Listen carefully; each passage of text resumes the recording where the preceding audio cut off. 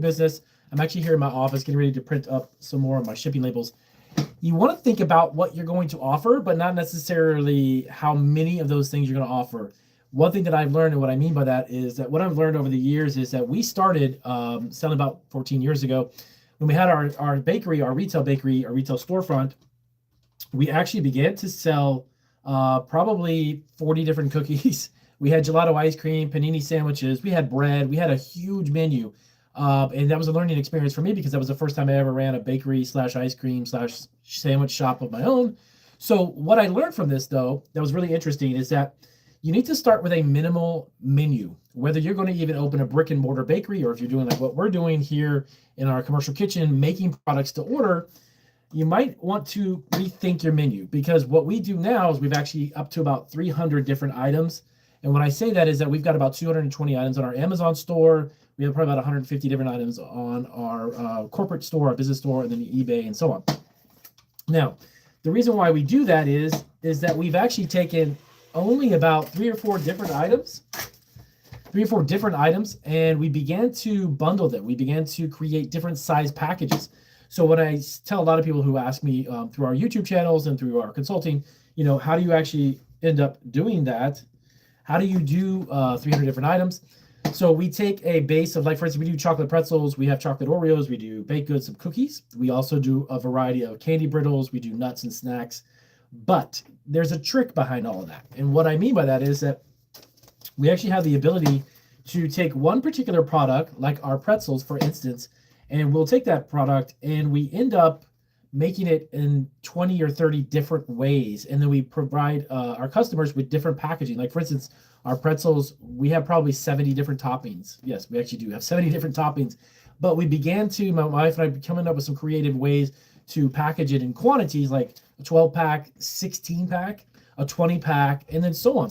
So what we began to realize is that with the different flavor profiles of the pretzels, the different types of cookies that we had, and all of that, we have the ability to offer more variety to our customers. And of course, as a old saying is, variety is the spice of life. Well, having variety attracts a lot of other customers. And if we had one particular pretzel rod and we had someone click on our Amazon listing and that flavor was not something they wanted, but we created a new flavor and we had a new different package size, well, that stands out. So with that being said, that actually offered, let me just get this label printed. That actually offered our customers way more than we initially started to think about. So one thing of being online is that if you do want to sell your products, if it's on your Etsy store or Amazon or Shopify or any of those, having a variety is actually a good thing. Because the really cool thing is that I found out that if we come up with a different flavor profile for pretzels, or we have a new cookie, or we have a nut trail mix, or some type of spiced nut that we sell, we have a handful of different cashews, for instance. If someone emails me and say, hey, do you guys offer barbecue? Do you offer wasabi? Or do you have some type of bacon flavored? At first, we actually didn't have those either, but we began to simply listen to customers. So if I had the ability to make, say one particular nut, one particular trail mix, one particular cookie, why can't you just make another type? It doesn't have to have a whole list of ingredients, a whole bunch of new different toppings, because I already have those. It's just a matter of pairing them together and creating some different new profiles or some different new items. So that was something that really led to a lot of the success that we've had online. Of course, being in business for about 14 years, the average business, small business in general, is about 2 to 3. Average food business is sometimes even less than that.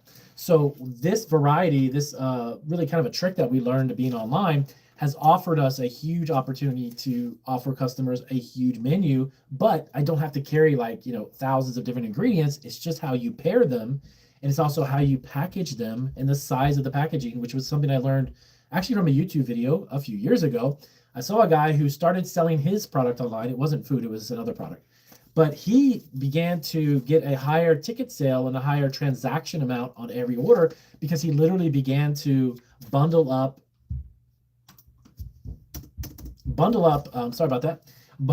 a handful of his different products in different bundle packaging.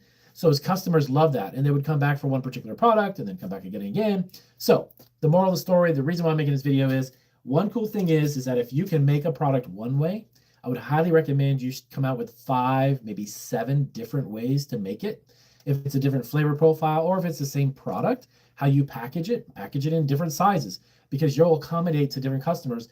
And online on these stores like Shopify or Amazon, I can create, I get charged $39 a month for my store. I can create 1,000 different varieties if I want, and I can post it online. And if it sells, well, then I'll keep it. But if it's a product and I post it, you know what, 6 months, I don't get any sales, so what? You can delete it, put in another one. The cool thing is that you don't have to go through, like if you get into retailers, you have a lot of buyers, you got people who say they don't have so much shelf space. If you had 5 varieties of a product and all of those retailers can't really fit those on their shelf, you can put as much as you want online and reach millions of customers. That is the cool thing about having an e-commerce food business, is that the sky is literally the limit. And if you have different variations, you can test them out. Nobody buys them, try a different one. So with that being said, I got to get over there. I got to pack up these boxes. If you guys have questions about anything I just said in the video, let me know it in the comment section. I'll do another video explaining and answering your questions. Definitely check out our memberships down below too.